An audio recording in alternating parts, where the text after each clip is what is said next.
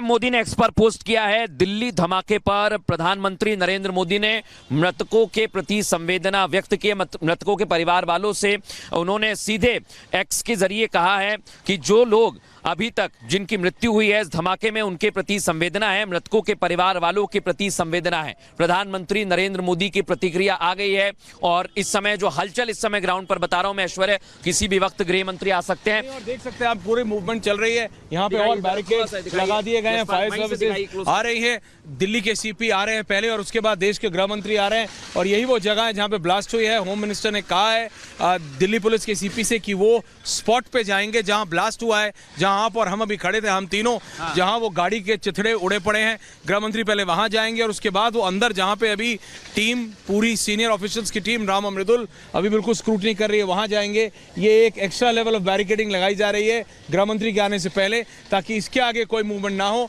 लेकिन अब हमें देखना पड़ेगा कि और कितनी देर लगेगी क्योंकि गृह मंत्री अभी भी एलएनजेपी हॉस्पिटल के अंदर में। Back to you. बिल्कुल राम हमें जानकारी दे रहे हैं, लेकिन अभी सबसे बड़ा अपडेट यह है कि जो पीछे आप बैरिकेडिंग देख रहे हैं इसे बढ़ा दिया गया। इसका बढ़ाने का मतलब ये किसी भी वक्त यहां पर गृह मंत्री अमित शाह पहुंच सकते हैं।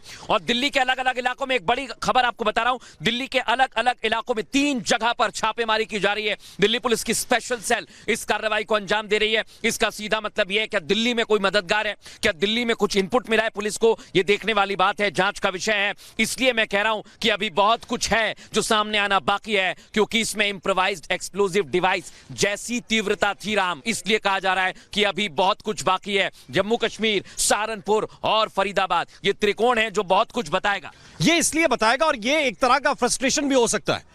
ये फ्रस्ट्रेशन भी हो सकता है कि जब लिंक पकड़ते हैं तो एक के साथ एक लिंक पकड़ते हुए चले जाते हैं। सहारनपुर वाला डॉक्टर पकड़ा गया क्योंकि जम्मू कश्मीर में उसको पोस्टर लगाते हुए सीसीटीवी में उसके विजुअल्स थे और जब वो पकड़ा गया तो उसके साथ एक डॉक्टर पकड़ा गया जिसका नाम मुजम्मिल बताया गया। वो फरीदाबाद में काम कर रहा था। डॉक्टर भी पकड़ी गई, सोचिए आप, उसकी मददगार थी। और आप समझिए कि एक जगह से 360 किलो आईडी माफ कीजिएगा अमोनियम नाइट्रेट मिला जो आईडी बनाने में इस्तेमाल होता है। और दूसरी जगह से 2 घर जो है किराए पर ले रखे थे। एक दूसरे गांव में एक घर किराए पर ले रखा था, वहां से 2500 किलो से ज्यादा जो है 2923 बिल्कुल 2923 ये बहुत बड़ा आंकड़ा है। ये स्थिति अगर है और इतना विवेक के पास हमारे सहयोगी ग्राउंड पर मौजूद है। विवेक बताइए।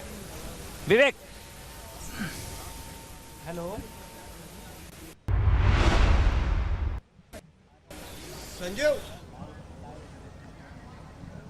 बिल्कुल तो हम अभी आपको जैसे बता रहे थे विवेक के पास चलेंगे। खबर है तो बहुत संभावना है कि अभी भी जांच चल रही है और एनएसजी की टीम यहां पर आ गई है। जांच जैसे जैसे आगे बढ़ रही है अभी नहीं कहा जा सकता, हो सकता है कि जिस इलाके को कॉर्डन ऑफ किया गया है और जिन इलाके को कॉर्डन ऑफ किया गया है। सर आप लोगों की कितनी यूनिट आए हैं?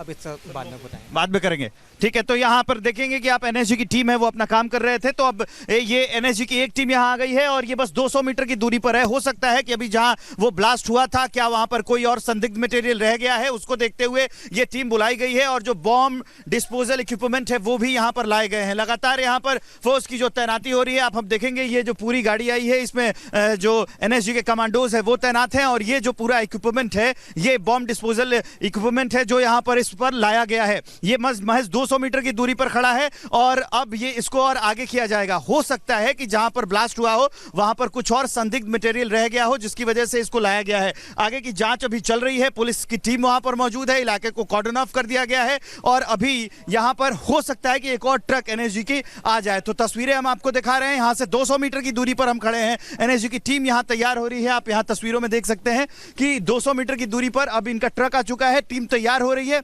लेकिन यहां पर अग्निशमन और एम्बुलेंस वाली गाड़ियां भी खड़ी है। अब ये जो एनएसजी की टीम आई है इक्विपमेंट्स के साथ आई है। बिल्कुल विवेक, और जिस तरह से आप बता रहे थे ये सब गृह मंत्री के आने से पहले हो रहा है। गृह मंत्री और दिल्ली के पुलिस कमिश्नर अगले कुछ ही मिनटों में यहाँ पहुंचने वाले हैं। लेकिन जिस तरह से आप लगातार दिखा रहे हैं, हम बस आपको ये बताना चाहते हैं कि इस समय एक पूरी 6 से 8 स्पेशल सीपी और ज्वाइंट सीपीज की टीम अंदर है। सीपी और होम मिनिस्टर आने वाले हैं। विवेक आप साथ रहिए क्योंकि जिस तरह की जानकारी आ रही है वो ये है कि अब 24 से ज्यादा लोग घायल हैं और ये आप देख सकते हैं highly trend and equipped NSG commandos अब अपनी टीम के साथ यहाँ पे पहुंचे हैं। ये एक स्पेशल कंटेनमेंट कंटेनर लग रहा है और आप देख रहे हैं जिसके ऊपर what is this exactly call, it's a bomb disposal equipment है। इसके साफ लिखा हुआ है कीप डिस्टेंस। और जिस तरह से हम आपको बार बार ये दिखाने की कोशिश कर रहे हैं कि ये वो स्पेशल एनएसजी की टीम है जिसको कि लाया गया है यहाँ पे, ये गृह मंत्री के आने से पहले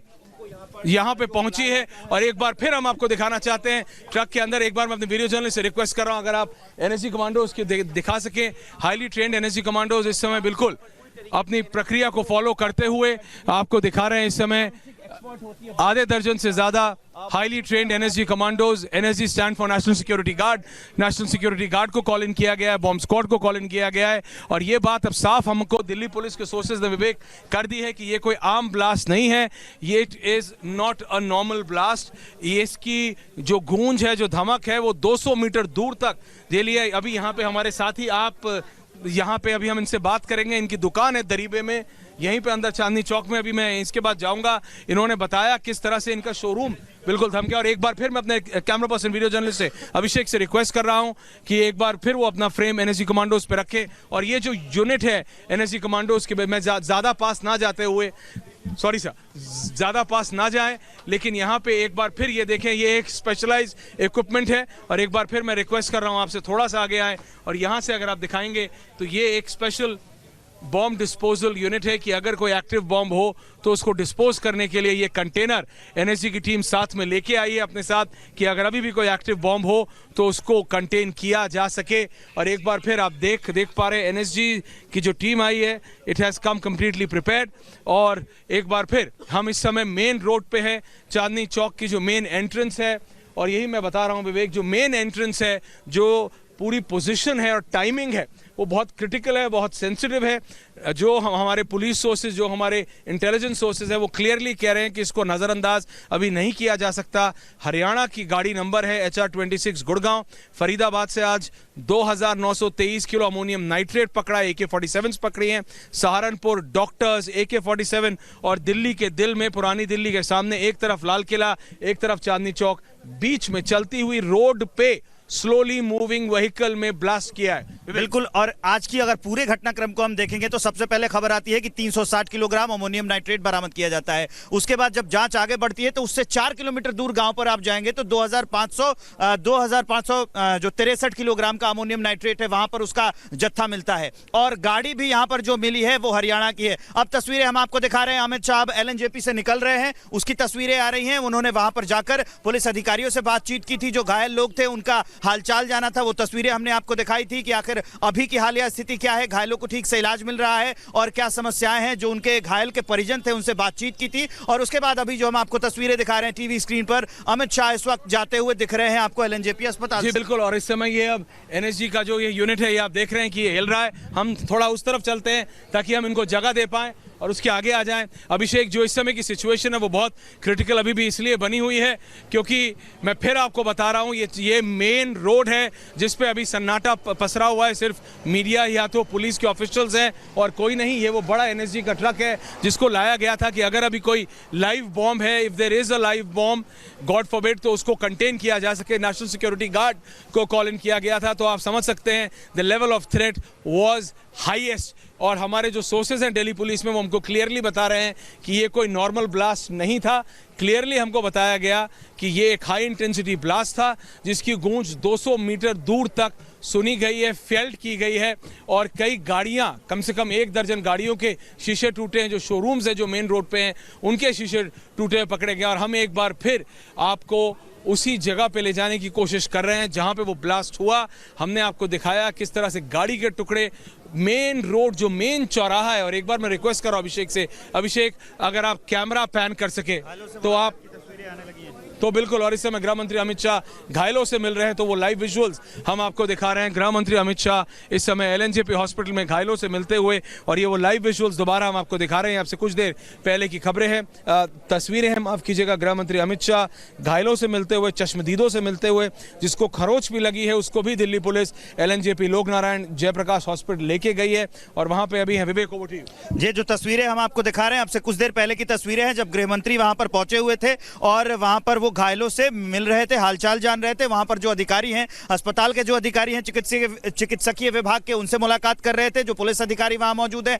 उनसे मुलाकात कर रहे थे और घायलों का इलाज वहां पर चल रहा है। कुछ देर पहले की तस्वीरें हम आपको दिखा रहे हैं। गृह मंत्री काफी एक्टिव नजर आए। सबसे पहले तो उन्होंने अपनी बात रखी, जो जानकारियां सामने आई थी उसके बारे में उन्होंने बताया कि i20 कार थी और उसी में ये चलती हुई कार थी, मूविंग कार थी, जिसमें यहां पर मेन जगह पर जहां हम खड़े हुए हैं यहीं पर ब्लास्ट किया गया था। 200 मीटर की दूरी है, ये रेड लाइट है और ये भीड़ भाड़ वाला इलाका है। यहां पर लोग अक्सर जमा हुए होते हैं और ये ब्लास्ट इतना धमाकेदार था, इतना खतरनाक था कि जो आसपास के दुकानों के शीशे थे वो तक, कुछ दुकानों के शीशे टूटे हैं, ये जानकारियां सामने आ रही है। अब तक कई लोगों की मौत हो गई है, कई लोग घायल भी बताए जा रहे हैं। हालांकि इलाज चल रहा है, लेकिन बड़ी बात यह है कि आज अगर आज पूरे दिन का घटनाक्रम देखें तो यह महज एक इत्तेफाक नहीं हो सकता है कि सबसे पहले खबर आती है कि फरीदाबाद में 360 किलोग्राम अमोनियम नाइट्रेट मिलता है। फिर उसके बाद जब लगातार उसकी तलाश चल रही होती है, जो डॉक्टर मुजम्मिल पकड़ा गया उसे पकड़कर उससे पूछताछ की जाती है, तो उसके 4 किलोमीटर दूर वहां पर वो